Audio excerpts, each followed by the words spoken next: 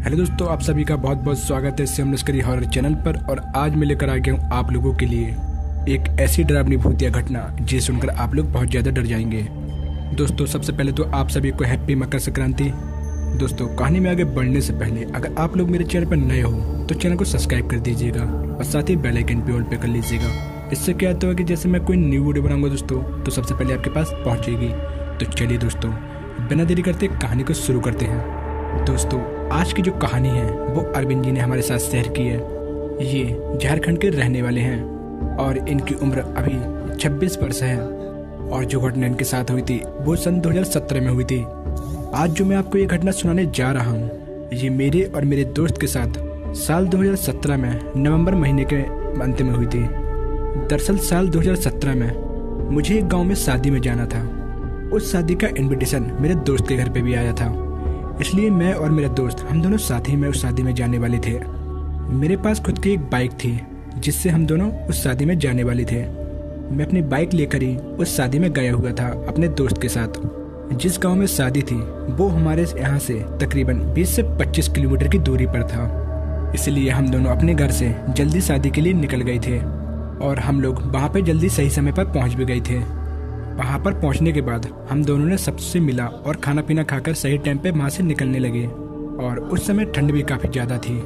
और सबसे मिलने के बाद हम लोग वापस घर के लिए निकलने लगे। और उस समय तकरीबन रात के 11:30 बजे हम लोग अपने वहाँ से वापस घर के लिए निकले।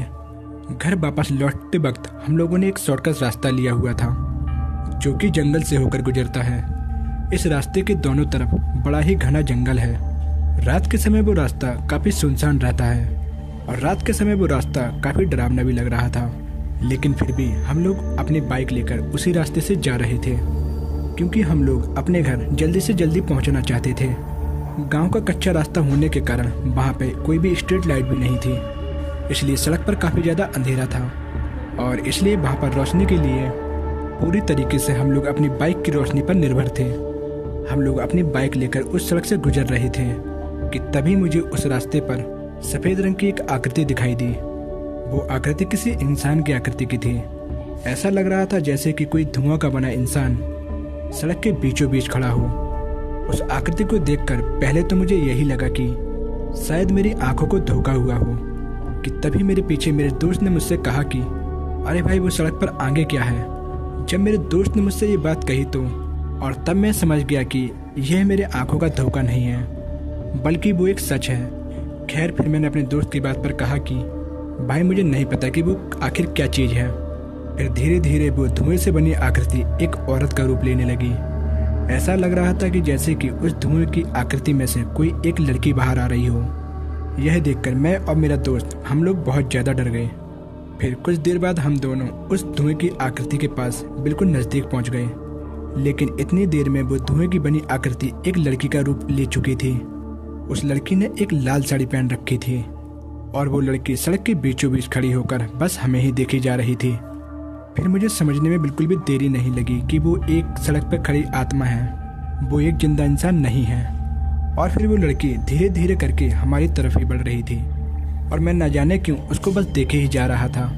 मैं अपनी जगह पे बिल्कुल जम सा गया था। और तभी मेरे दोस्त ने मुझसे चिल्लाते हुए कहा कि भाई, जल्दी गाड़ी भगा।